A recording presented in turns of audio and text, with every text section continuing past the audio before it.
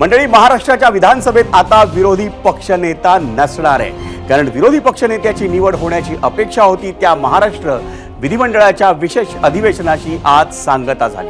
त्यात कामकाज सल्लागार समितीची बैठक झाली, पण तिथेही विरोधी पक्षनेत्याच्या निवडीचा निर्णय झाला नाही आणि हा निर्णय आता 16 डिसेंबर पासून सुरू होणाऱ्या हिवाळी अधिवेशनाच्या तिसऱ्या दिवशी म्हणजे 18 डिसेंबरला होऊ शकतो, कारण कामकाज सल्लागार समितीची पुढची बैठक त्याच दिवशी होणार आहे। मंडळी, अवघ्या 3 दिवसांचं अधिवेशन, अर्थात त्यात फक्त नव्या सरकारची बहुमत चाचणी, नव्या विधानसभा अध्यक्षांची निवड, आमदारांचा शपथविधी अशा महत्त्वाच्या घडामोडी होत्या। या अधिवेशनात इतर अधिवेशनांसारखा विरोध, आरोप प्रत्यारोप, आक्रमक भाषण होणं अपेक्षित नसतंच आणि अगदी एखादा विषय असेल तरच त्यावर भाषण होतात। तसंच या अधिवेशनातही झालं। आजच्या शेवटच्या दिवशी सकाळी 237 आमदारांचा पाठिंबा असलेल्या महायुती सरकारनं विधानसभेत बहुमत सिद्ध केलं आणि त्यानंतर अवघ्या काही मिनिटांमध्ये विधानसभेच्या अध्यक्षपदाची निवड झाली। राहुल नार्वेकरांनाच पुन्हा एकदा अध्यक्षपदाची जबाबदारी देण्यात आली। त्यांच्या विरोधात मवियानं कोणताही उमेदवार दिला नाही, म्हणून ही अध्यक्षपदाची निवडणूक बिनविरोध झाली। अर्थात संख्याबळाचा विचार केला तर मवियानं उमेदवार न देणं हाच निर्णय योग्य होता। पण त्याच निवडी दरम्यान शिवसेना उद्धव बाळासाहेब ठाकरे पक्षाच्या आमदारांनी सभात्याग केला आणि त्याचीच सर्वाधिक चर्चा झाली। त्याला कारणही दिलंय। त्याचं सभात्याग करणाऱ्या आमदारांपैकी एक होते ठाकरेंच्या शिवसेनेचे प्रतोद सुनील प्रभू। त्यांच्याशी आपण काही मिनिटांमध्ये चर्चाही करणार आहोत, पण पुन्हा एकदा अधिवेशनाकडे जाऊया। शेवटच्या दिवशी ठाकरेंची शिवसेना एकटी दिसली, कशी तर तेही ऐका। जेव्हा राहुल नार्वेकरांची निवड होती, किंबहुना होत होती, तेव्हा मवियात सर्वात जास्त आमदार असलेल्या ठाकरेंच्या सेनेनं सभात्याग केला। बरं, त्यांच्या सभात्यागाचा मित्र पक्षांवर काहीही परिणाम झाला नाही, कारण काँग्रेस आणि शरद पवारांची राष्ट्रवादी या दोन्ही पक्षांचे आमदार हे सभागृहातच होते। त्यांनी राहुल नार्वेकरांचं अभिनंदनही केलं। आता जेव्हा विधानसभा अध्यक्षांची निवड होते तेव्हा त्यांच्या अभिनंदनाचा प्रस्तावही सभागृहात येतो। त्यावर मुख्यमंत्र्यांपासून राजकीय पक्षाच्या गटनेत्यांपर्यंत सगळ्यांना बोलण्याची संधी ही नवनिर्वाचित अध्यक्ष देत असतात आणि आजही असंच झालं। मुख्यमंत्री देवेंद्र फडणवीसांनी अभिनंदनाच्या भाषणाची सुरुवात केली। ती पुढे पहिल्यांदाच आमदार बनलेल्या रोहित पाटलांपर्यंत गेली। सगळ्यांच्या भाषणात राहुल नार्वेकरांचं कौतुक तर होतंच, पण त्याचवेळी ही भाषणं रंगली ती राजकीय टोलेबाजीनं। हेच सगळं आपण 0 ओव्हरच्या आजच्या भागात पाहणार आहोत, पण आजच्या भागाची सुरुवात करूया आपल्या पहिल्या प्रश्नानं, आणि हा प्रश्न आहे विधानसभेतील विरोधी पक्ष नेत्यांच्या निवडीवरचा। तोच पाहूया पोल सेंटरला। आजचा प्रश्न: महायुती सरकारनं विधानसभेत आवश्यक आमदार संख्या नसलेल्या मवियाला विरोधी पक्षनेतापद द्यायला हवं का? होय आणि नाही असे 2 पर्याय आम्ही आपल्याला दिलेले आहेत।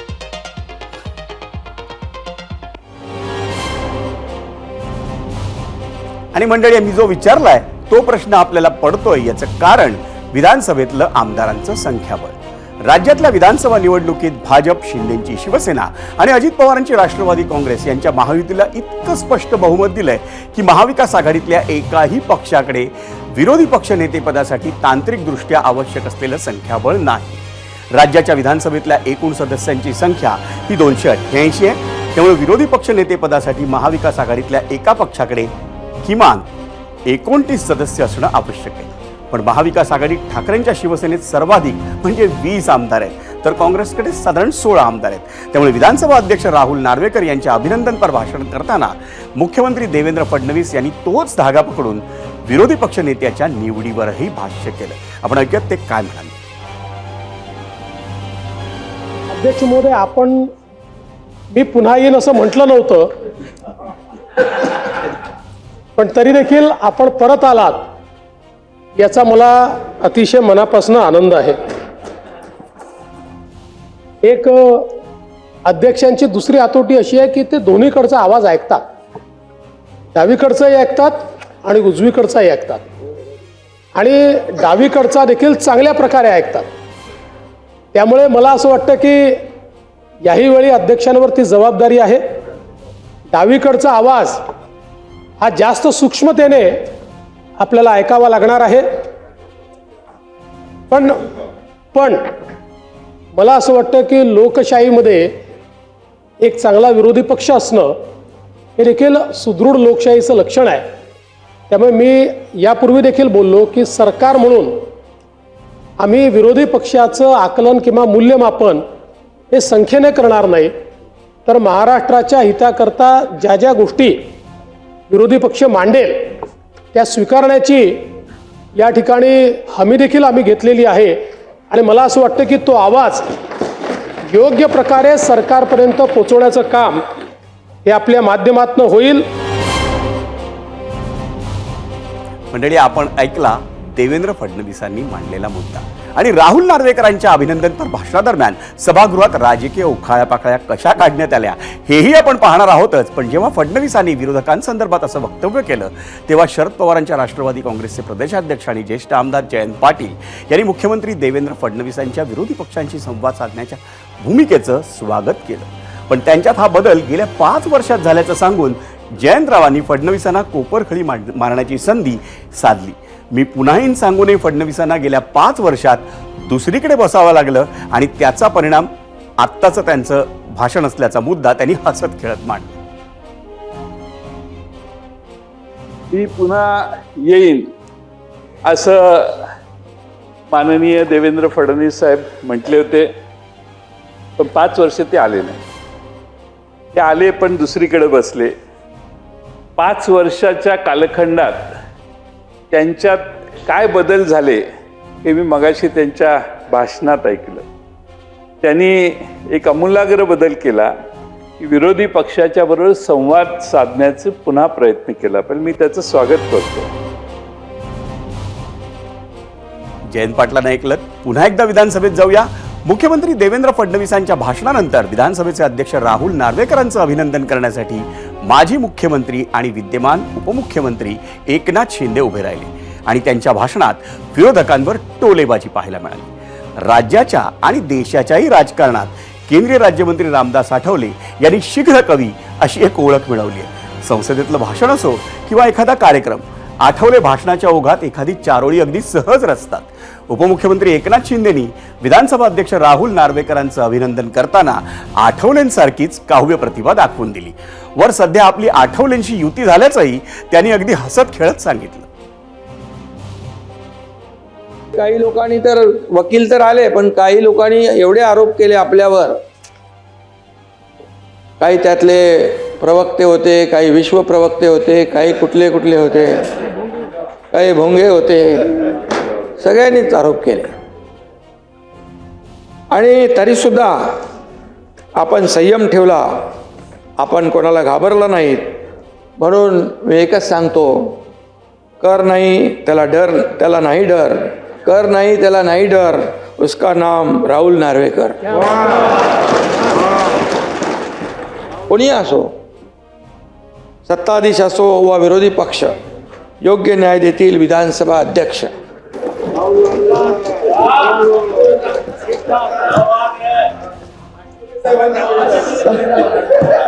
आठवले साहेबांची माझी युती झाली आता.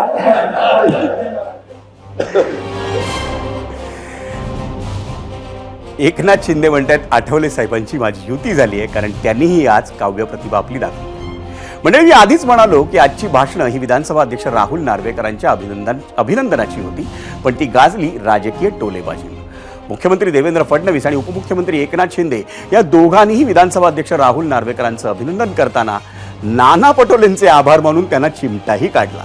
महाविकास आघाडी सरकारच्या काळात नाना पटोलेंनी विधानसभा अध्यक्षपदाचा दिलेला राजीनामा हा शिवसेनेतल्या बंडाला आणि त्यानंतर पर्यायानं मवियाचं सरकार पडण्यासाठी तांत्रिकदृष्ट्या फायदेशीर ठरला होता.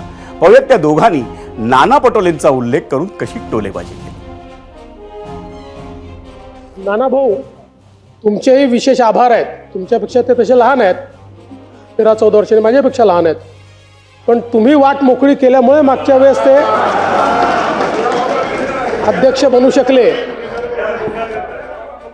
म्हणून मी आपले नाना पटोलेंचा आभार मानतो, कारण आपण अध्यक्षपद नार्वेकरांसाठी रिक्त केलं आणि तिथून गाडी सुरू झाली. अरे सुरुवात कुठून झाली ते सांगायला नको. सुरुवात नाना करते प्यार तुम्ही से कर बैठे. नाना करते प्यार तुम्ही से कर बैठे. मंडळी, हे सारं कसं अगदी हसत खेळत सुरू होतं. पण विधानसभेच्या विशेष अधिवेशनाच्या अखेरच्या दिवसाच्या कामकाजाला एकनाथ शिंदे आणि नाना पटोले यांच्यामधल्या वाकयुद्धाचंही गालबोट लागलं. कुणी 1000 मतांनी निवडून आलं तर कुणी 1,00,000 मतांनी निवडून आल्याचं सांगत नाना पटोलेंना मिळालेल्या 208 मताधिक्याचा शिंदेनी बोचरा उल्लेख केला. आपल्या मुद्द्यावर बोच कमी करण्यासाठी त्यांनी नाना आमचे मित्र आहेत, दिलदार आहेत अशी मग साखर पेरणीही केली. पण म्हणतात ना, तोंडातून गेलेला शब्द आणि धनुष्यातून सुटलेला बाण हे काही परत घेता येत नाही. आणि अगदी तसंच झालं. नाना पटोलेंनी आपली नाराजी तितक्याच तीव्रतेने व्यक्तही केली. जयंतराव आहेत तर आता मजा आहे. काय जयंतराव बघा, बाळासाहेब थोरात, पृथ्वीराज बाबा गेले नाही दिसत. सभागृहाच्या बाहेर नाना वाचले 208. नाही खरं म्हणजे बघा,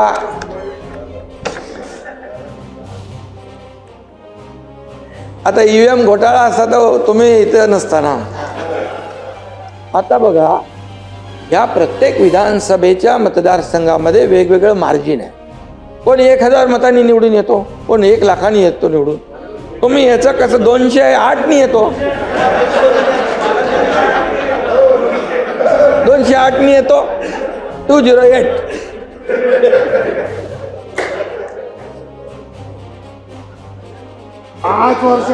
208. नाना आमचे मित्र आहेत. नाना मी पण बघा एकदम सरळ मनाचा आहे, तसं नाना पण आमचा दिलदार आहे आणि बोलतो पण मन मोकळा ढाकळा मनाचा आहे. त्यामुळे जे आहे ते खरं आहे ते मी बोलतो, मी खोटं कधी बोलत नाही. मला मिळालेल्या 208 मताधिक्याच्या बद्दलची टिंगल या ठिकाणी उडवली गेली. अध्यक्ष महाराज, खरं तर इथं निवडून आलेलाच माणूस येऊ शकतो. तो किती मतांनी आला त्याची गिनती नाही, ते सुरुवातीलाच आकडेवारी असतात. लोकांनी मतदान केलेलं आहे आणि त्या मतदानाच्या आधारावरच या सभागृहात मी आलेलो आणि म्हणून त्याबद्दलची टिंगल या ठिकाणी केली जाते. अध्यक्ष महाराज, त्यानिमित्तानं जनतेच्या मताधिक्यावरच या ठिकाणी हास्यकल्लोळ करायचं असेल अध्यक्ष महाराज तर हे काही बरोबर नाही. मंडळी, शिंदे म्हणाले नाना दिलदार आहेत, नाना मोकळे ढाकळेपणे सगळं काही सांगून टाकतात आणि नानांनी त्यांच्या मनातली जी नाराजी होती ती अगदी मोकळे ढाकळेपणे मांडून टाकली. उपमुख्यमंत्री अजित पवार विधानसभा निवडणुकीच्या आधीपासूनच जबरदस्त फॉर्मात आहेत. त्याच फॉर्मात त्यांनी विरोधकांना सुनावलं. शरद पवारांचा उल्लेख न करता त्यांनी लोकसभा निवडणुकीचा निकाल आला तेव्हा कसं ईव्हीएम गारगार वाटलं अशी शेरेबाजी केली. तसंच किती लाटा आल्या आणि किती गेल्या, पण महायुतीला मिळालेलं बहुमत कोणालाही मिळवता आलं नव्हतं याकडेही त्यांनी त्यांच्या शैलीत लक्ष वेधलं. अध्यक्ष महोदय, ज्यावेळेस 5 महिन्यापूर्वी लोकसभेच्या निवडणुका झाल्या त्यावेळेस महायुतीला 42 पॉईंट काही टक्के मतं होती आणि आघाडीला 43% मतं होती. 0.6% फरक होता, पॉईंट म्हणजे अर्धा टक्क्याच्या आतच. तरी देखील आमच्या जागा किती आल्या? आमच्या जागा 17 आल्या आणि यांच्या जागा 31 आल्या. आम्ही रडत नाही बसलो. ठीक आहे, जनतेचा कौल आहे. तेव्हा ईव्हीएम कसं चांगलं वाटत होतं, तेव्हा गारगार वाटायचं, ईव्हीएम चांगलं वाटायचं. आणि आता गारगार वाटतंय का गरम वाटतंय ते तुमचं तुम्हीच बघा. अनेकांच्या लाटा आल्या, अनेकांच्या लाटा गेल्या, परंतु इतकं निर्विवादपणे बहुमत कुणालाही मिळालेलं नव्हतं. अरे मान्य करा, आता कुठंतरी डोळे उघडा. लोकही म्हणतील की काय चाललंय यांचं, किती दिवस रडीचा डाव खेळणार आहे. खुल्या मनाने आम्ही जसं लोकसभेला खुल्या मनाने मान्य केलं, गुलाबी जॅकेट आज इकडे दिलंय. काय अडचण आहे? अडचण आहे, मुख्यमंत्र्याला दिलंय. आता तुम्हाला गुलाबी, तुम्हाला कलरच कळत नाही, आता कलर पण विसरायला लागले. काय करायचं काय? 208 कलर विसरायला लागले. हा मला यांनी सांगितलं 208. त्याच्यामुळे अध्यक्ष महोदय, आम्ही कुठली जॅकेट घालायची काय घालायची ते आमचं आम्ही घालू ना. तुम्हाला जॅकेट घालायची का नाही घालायची ते तुमचं तुम्ही ठरवा. आपण पाहिलात तो अजित पवारांचा जबरदस्त फॉर्म. पण मंडळी, शरद पवारांच्या राष्ट्रवादीचे ज्येष्ठ आमदार जयंत पाटील आणि उपमुख्यमंत्री अजित पवार यांच्यामध्ये अगदी खेळीमेळीच्या वातावरणातलं एक वाग्युद्धही पाहायला मिळालं. जयंत पाटलांकडून 1990 सालातलं एक उदाहरण देण्यात येतो आणि स्वतःचा त्यांनी आमदारऐवजी अध्यक्ष असा उल्लेख केला. ती चूक दादांनी तात्काळ सुधारली. त्यावर माझ्यावर किती लक्ष आहे बघा, इथपासून योग्य वेळी योग्य निर्णय अशा 2 कोट्या या जयंत पाटलांनी केल्या. 90 साली मी पहिल्यांदा अध्यक्ष झालो, त्यावेळी दार उघडून आत येताना आमदार झालो. त्यावेळी दार येऊन किती लक्ष आहे बघा माझ्यावर.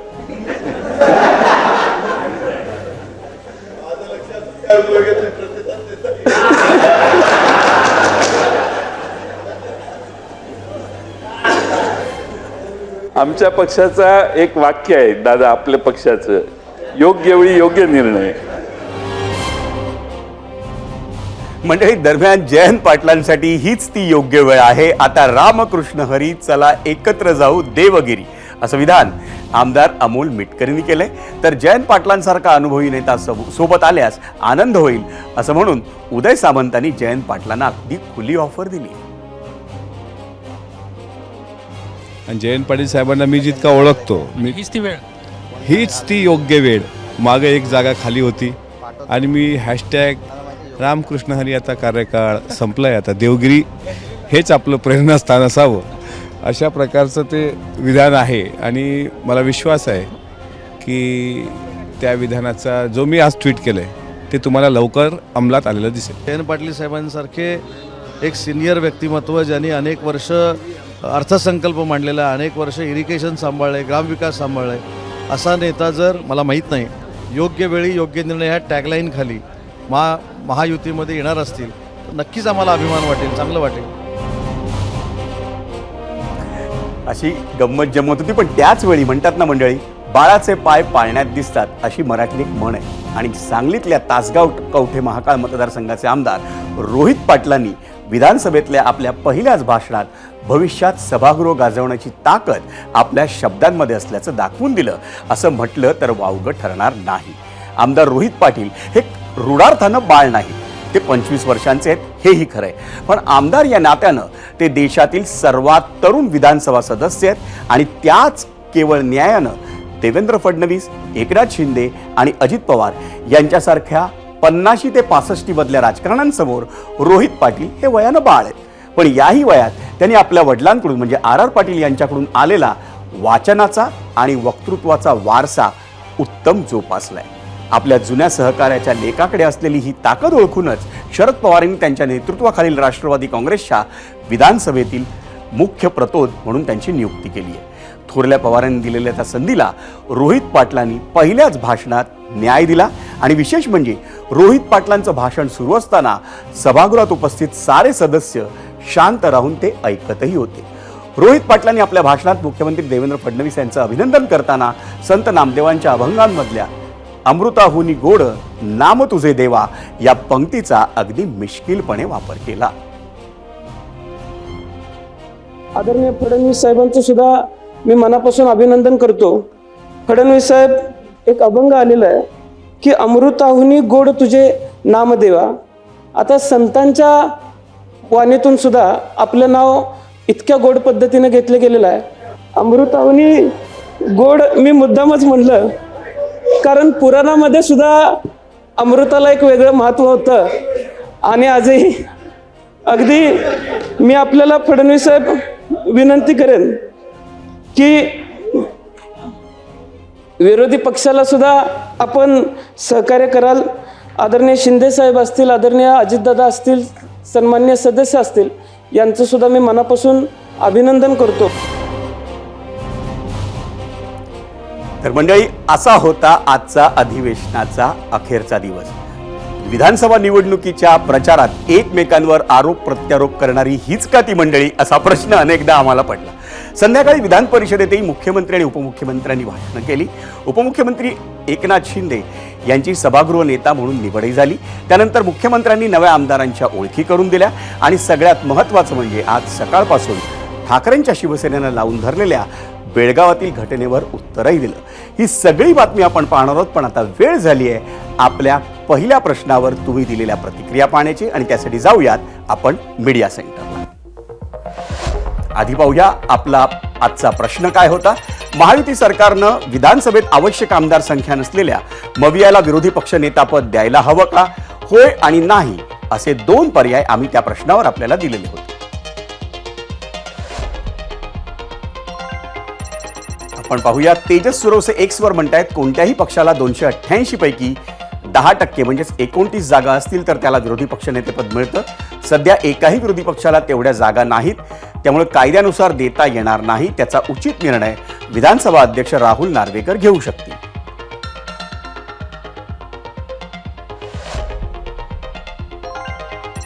एक्स वरच आदित्य गायकवाड म्हणतायत, नियमानुसार विरोधी पक्षाकडे आवश्यक संख्याबळ नाही, पण दिल्लीतील निर्णयाच्या पार्श्वभूमीवर महायुती सरकारनं सुदृढ लोकशाहीसाठी आणि विरोधी पक्षाला जनतेचे प्रश्न सक्षमपणे विधिमंडळ पटलावर मांडता यावेत यासाठी विरोधी पक्षनेतेपद द्यावं.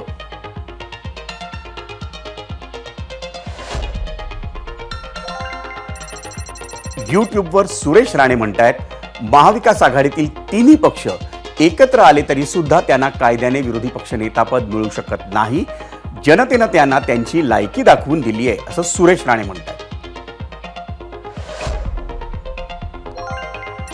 यूट्यूबवरच अमित जाधव म्हणतायत, लोकशाहीमध्ये विरोधी पक्ष खऱ्या अर्थाने पहारेकर म्हणून भूमिका पार पाडत असतो. हा पहारेकरी ज्या प्रमाणात सजग असेल त्या प्रमाणात लोकशाही सजग आणि सुदृढ बनते. जागते रहो. अमित जाधव. फेसबुकवर जयराज सिंग परिहार म्हणतायत, विरोधी पक्षनेतेपद द्यायला हवं. सरकारचं काम करत असताना कामाच्या ओघात नजरचुकीने एखादी चूक झाली तर ती चूक विरोधी पक्षनेता खंबीरपणे मांडू शकतो. फेसबुकवरच उल्हास राऊत म्हणतायत, राजकारणातली सुसंस्कृतता टिकवून ठेवायची असेल आणि आपली लोकशाही सशक्त आहे हे संपूर्ण जगाला दाखवून द्यायचं असेल तर महायुतीने हे केलेच पाहिजे, अन्यथा हा लोकशाहीचा अपमान असेल.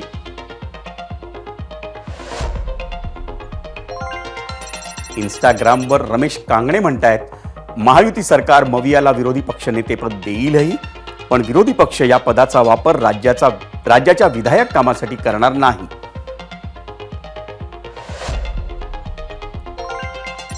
इंस्टाग्रामवरच प्रितेश टाकले म्हणतायत, मोठं मन करून विरोधी पक्षनेतेपद देणं आवश्यक आहे, पण महाविकास आघाडी ही घमंडी आणि विकास विरोधी आहे. प्रत्येक चांगल्या कामाला विरोध करतील. इंस्टाग्रामवरच गौतम माने म्हणतायत, काहीही गरज नाही, एका वर्षात ते भाजपमध्येच येणार आहेत.